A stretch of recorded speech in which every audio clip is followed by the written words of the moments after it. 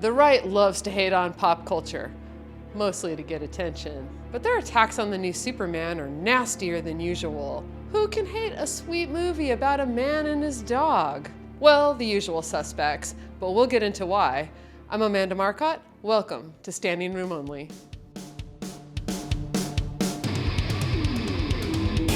Nothing was more predictable than the MAGA pundits going after the new James Gunn version of Superman. It's silly and stupid and bad. Do not like. 2 thumbs down. Very disappointed. Ugh. Don't try and make it all woke and crazy. Keep that character as, you know, the way I like him is truth, justice, and the American way. We don't go to the movie theater to be lectured to and to have somebody throw their ideology onto us. The fur had nothing to do with the actual plot of the movie, which is about Clark Kent learning to love his bad dog, Crypto. I mean, there was also stuff about Lex Luthor and saving the world, but as far as I was concerned, it was a movie about a man and his dog. Maybe that's because Crypto reminded me of my cat Joey, who is also an adorable pain in the ass. But seriously, MAGA is big mad at James Gunn because he said that Superman is an immigrant. What do you have to say to MAGA? I don't have anything. I think this movie's for everybody. I don't have anything to say to anybody. Like, I'm not here to judge people, you know. I think this is a movie about kindness, and I think that's something everyone can relate to. Yes, Superman is an immigrant, and yes, the people that we support in this country are immigrants, and if you don't like that, then you're not American. I love Sean Gunn, and I cannot tell you how much that's because of Gilmore Girls. Both immigrants and kindness are canceled in Donald Trump's America, so the right was super outraged. Technically, Clark Kent just stole an American job at the Daily Planet, no? Yes. Yeah, thank you. And was waved in by Gavin Newsom. I got to look at the script, and he's from Uganda. And there's a love scene with Batman and Robin. Wow. So there's a moment where Clark, he's being arrested, and he says, "Aren't you going to read me my rights?" And one of the members of the government says, "Well, you're now considered an enemy alien, right? You don't have any rights because you're not an American." All right.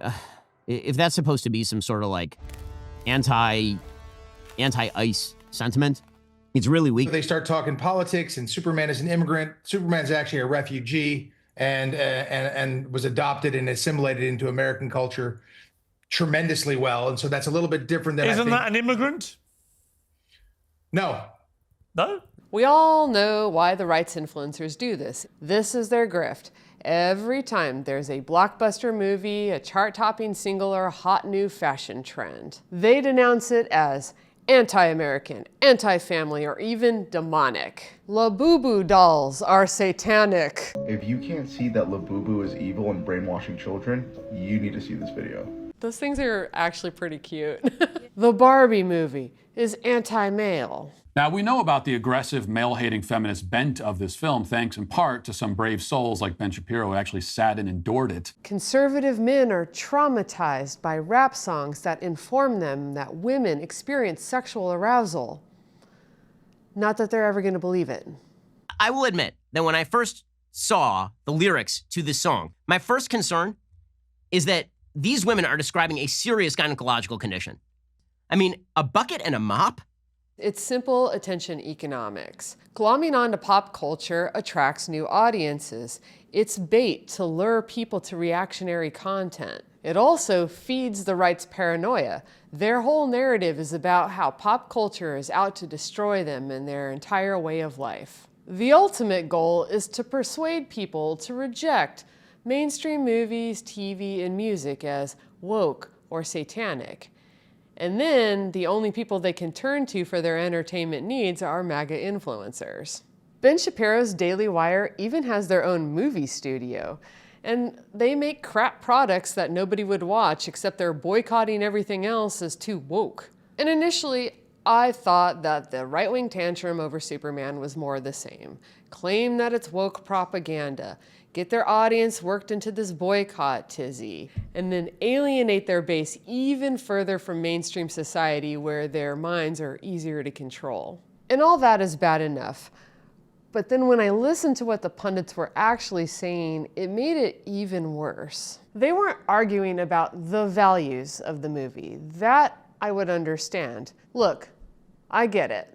Our Department of Homeland Security Secretary is Christy Puppy Killer Gnome, and Superman loves dogs, even bad dogs. So there's some disagreement there, whether we cuddle dogs or we shoot them.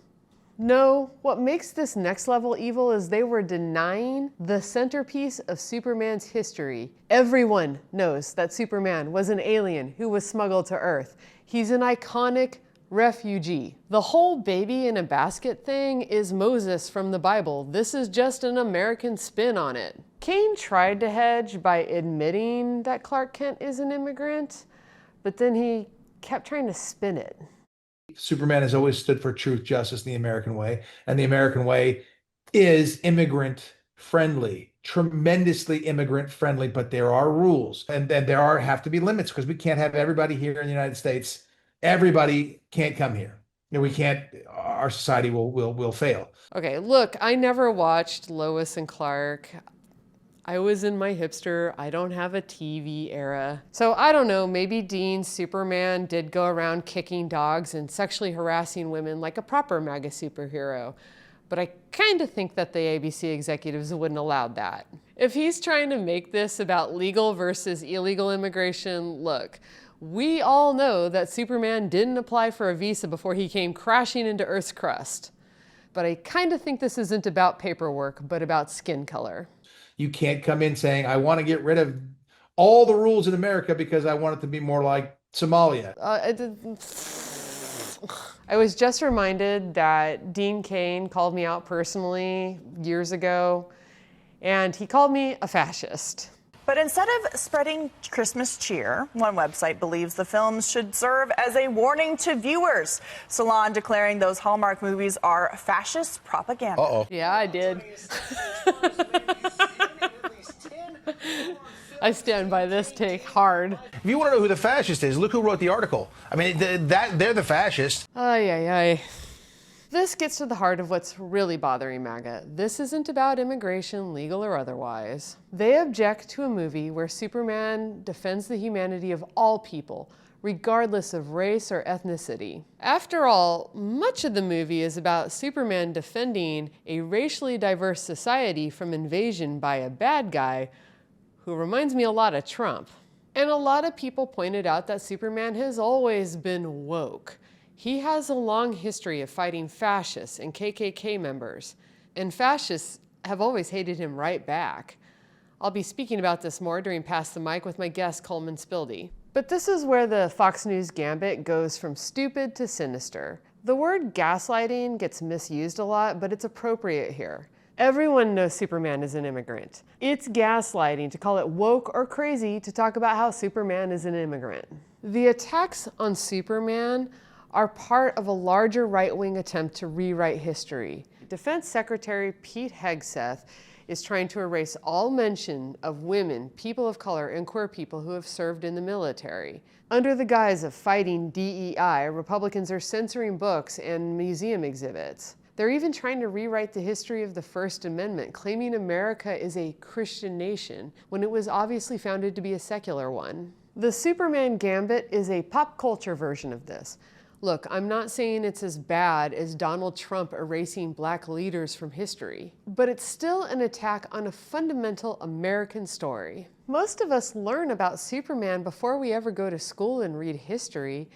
It's a formative part of how we see ourselves and how we see immigrants as good and all-American. The right understands how crucial storytelling is to the way that a society views itself. By trying to rewrite Superman, MAGA pundits are asking their audiences to join in a collective lie. Americans know that we are a nation of immigrants, and MAGA hates that because it allows us to accept new immigrants. They want to dismantle this core understanding of what America is so they can replace it with their dystopian fascist view instead.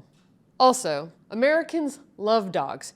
You cannot take that from us, MAGA. The super dog is a terrible dog, is a dog that does not, like an idiot dog. This dog is a mess. Superman has to be saved multiple times by this, like, not particularly good dog. Crypto forever.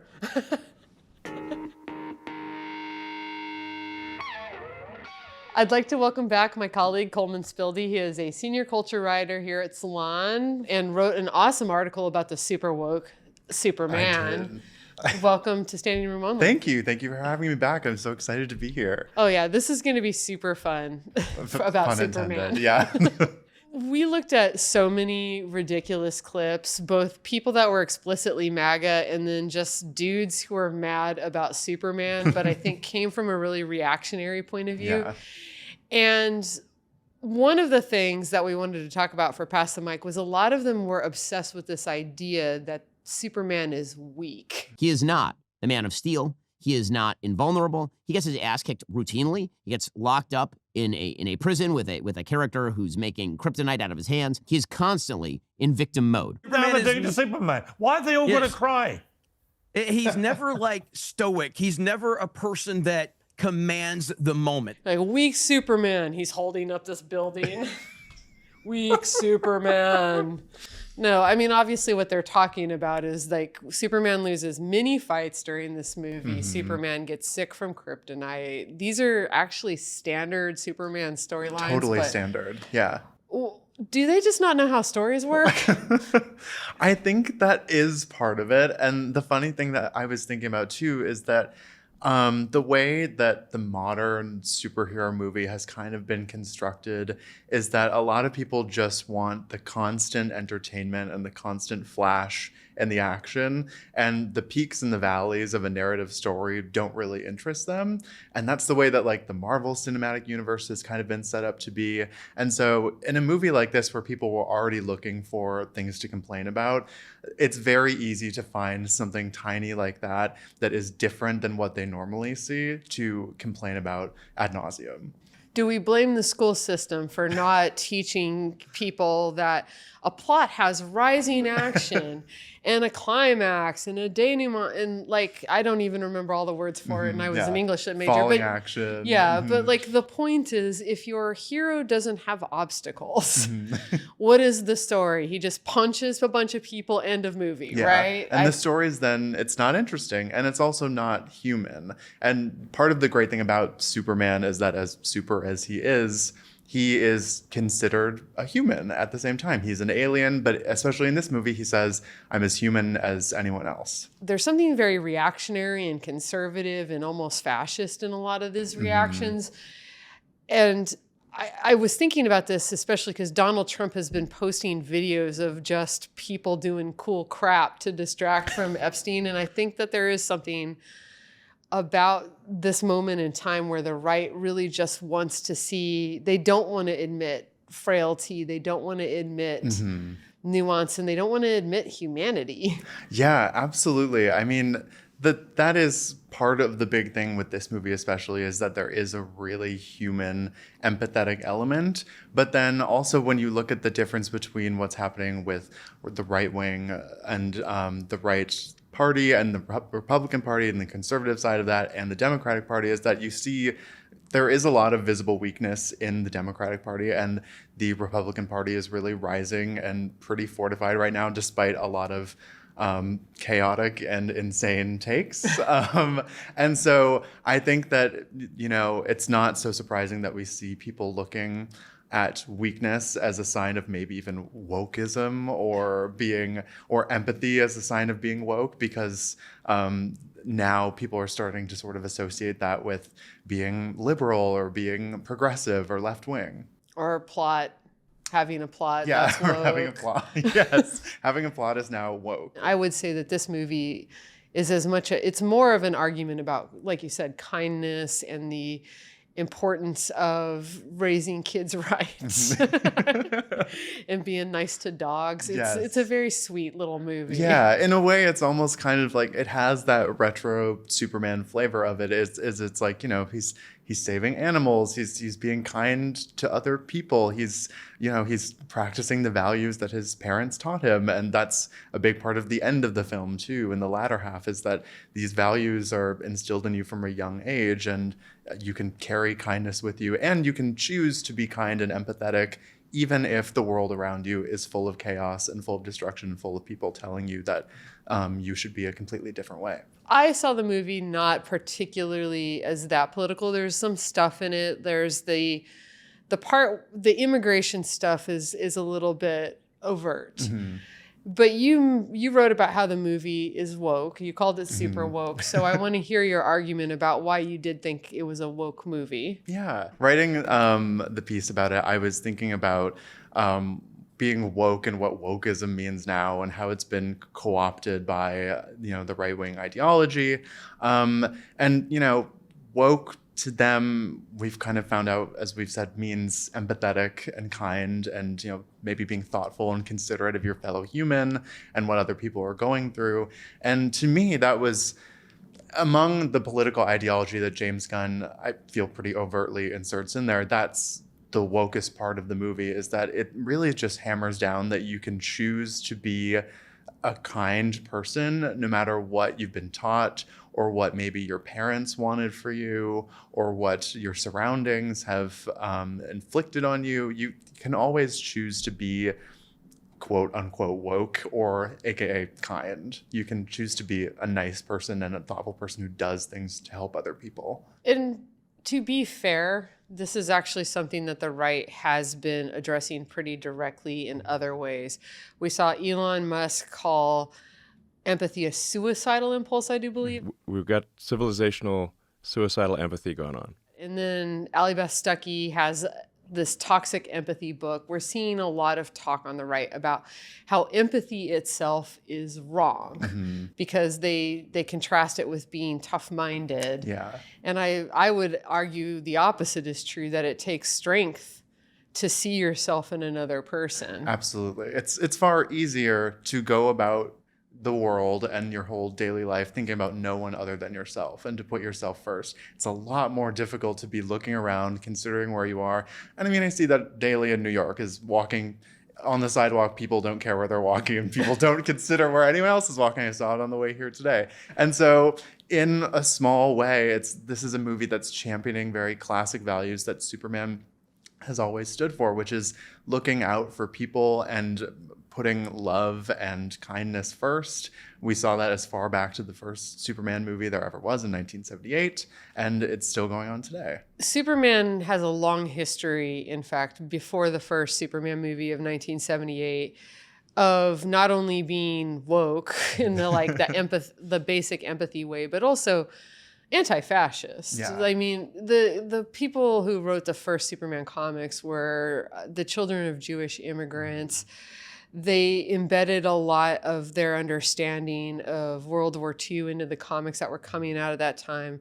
Superman punches Nazis. He did fight the KKK in a very famous radio sequence. Why does a swell country like the United States have to have outfits like the Clan of the Fiery Cross? Every country has its lame brains and diseased minds, Jim. Germany had the Nazis. We've got the Clan of the Fiery Cross.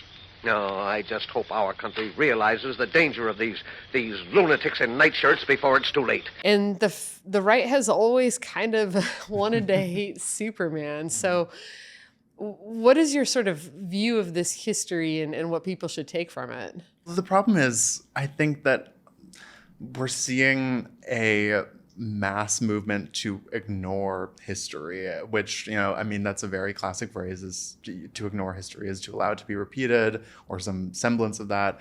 And when people are looking at Superman now, they're kind of choosing to ignore these very specific historical points in the comics and the movies and in radio plays, and a whole legacy of Superman being not even a progressive superhero, but just one who sort of cares for the common American value, which is that we're all supposed to be here and have the same shot at the same life, and it's supposed to be a good life.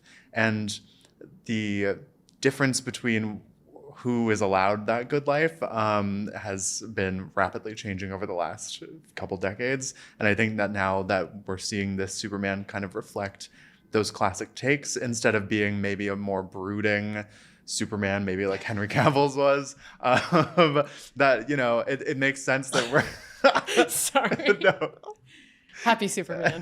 It makes sense that we're kind of seeing that that same backlash come up. As usual on the show, we like to think about the gender politics a lot of these things. And the reality is, by complaining that Superman cries and that complaining that Superman's like too nice to his girlfriend or whatever, and that he has feelings, or that he's weak, they're trying to feminize this character. And it's such a sad view of masculinity that it's empty inside. Yes. Yeah, that there's no feeling, or that masculinity means that you can never cry, you can never feel, you can never care for anyone else, you can never be considerate, because those are all feminine traits, apparently, which is, as we know, is just not true. They're human traits. So the idea of masculinity in this context is really interesting, because and not to bring up Henry Cavill's Superman again, but that did feel, I think, like a much more almost traditionally masculine version of this character in some aspects. And the David Cornsweet version, I feel like, is a lot more just human and just like being kind and just sort of like wearing yourself with confidence. And it does not surprise me that they're criticizing that as feminine or weak. Well, when you think about the Snyderverse, it's true that like masculinity in this kind of like more narrow view is not without any feelings. Just weirdly, they're only allowed to have crap feelings. Yeah. They're allowed to brood and be sad and be angry. Yeah. But they're never like allowed to be happy. Yeah. We never see them smile in the Snyderverse. It's in almost any of his movies. I feel like it's a lot of tears, a lot of frowning, a lot of moping. They're just unhappy movies. One of the things that came up in a lot of the critical responses, you have all these like right-wingers and people that are like, keep politics out of my movies, complaining that Superman is too woke. Other folks, and I would kind of put myself a little bit in this category, did not think that it was particularly political at all. I did not see the movie, very, very light brushing, in my opinion. And some critics actually said that it wasn't political enough. And I want to ask you about that aspect of it and what your thoughts are on that. Yeah, I have quite a few thoughts on that as someone who spends a lot of time thinking about movies like this. What I was thinking about a lot is that Robert Daniels, who's the associate editor of RogerEbert.com, tweeted something about authorial intent and how a lot of people are mistaking the movie as hoping to be one thing or wanted James Gunn to be saying something and are really pushing their own politics on that. And to some aspect, I don't disagree. But at the same time, watching the movie myself in the theater, it kind of felt like you have to be a little bit willfully obtuse to be ignoring the parallels between Israel and Palestine that go on later in the film. And obviously, a superhero movie is never going to be as political as it could be and should be, because it's this major blockbuster tentpole movie. It's got a lot of studio meddling in it, no matter how much James Gunn says that he wants creative control or that he has creative control. There are other aspects at play here. But to watch something like that at least sort of brings a little bit of an allegory, it does feel like it's maybe a start to having these conversations. And the fact that it has sparked the conversation about whether or not it has that intent, or it is political, or it is talking about these subjects, is sort of a win, I think, especially in a time when a lot of superhero movies don't really care to be up on current politics or current geopolitical situations. I think it was nice that it didn't completely shy away from the Superman's history of taking on allegories that are modern and fighting for things that are contemporary and issues that we're fighting right now, because that's what he's been doing, as we have mentioned, since the beginning of the comics. the fact that both the right and the left is watching this movie and getting the same message from it tells you that that is coming through very clearly. They feel differently about it. But the reality is both right-wingers and left-wingers and probably centrists and all sorts of people go in and they come out with two very strong opinions, which is this movie's pro-immigrant, and three. They come out with three opinions. This movie is pro-immigrant. This movie is pro-empathy, and this movie is really against wars where big, strong countries like wage war on smaller countries with genocidal intent, whether it's Israel and Palestine or Russia and Ukraine, which I think was also a huge, obvious influence on this film. So there is something to be said that whatever James Gunn says, or some people denying that there is politics, and again, I thought it was soft. It is definitely soft, I will say. But that everyone sees the same thing and it speaks to it, you know? Definitely. And that's an issue that I feel like a lot of filmmakers, especially studio filmmakers, are running into right now is there's so much defanging and blunting and sanitizing of political themes or anything that could be construed as political in films like this and films that are really big and films that have mass audiences, that to have a movie like this that's been at the top of the box office and will stay there and is gonna keep the conversation going to the end of the summer, if not farther, and having a movie like that have both sides talking and both sides talking about the same things and starting a conversation, and maybe they still are a bit siloed in those conversations, but I think we're starting to see some crossover. And the great thing too about a Superman movie is that it's going to attract someone who is totally in the middle and someone who has a malleable opinion or someone who doesn't have their heart set on something. And I think that was something that also really affected me seeing the movie too, is that if you're coming into this and you have a heart that has not yet been turned to stone, there could be a chance for you to maybe come around yet and recognize that empathy isn't so difficult and that it's not so hard to be a kind person and to want everyone in the world to live a happy life that isn't inflicted by war or genocide. Everyone just be more like Superman. Yeah. Not strong like Superman, but sweet like Superman. Sweet like Superman. So he's sweet to his dog. This was very important to me. So our mic drop question is, of course, going to be about crypto. And it's just very basic. There's the standard, if you had a superpower, what would it be? We're not doing that here on Standing Room Only. We're going to do something more fun. If you had a super pet, what would that super pet be? I loved crypto so much in the movie, and it did make me miss my family dog that I had growing up.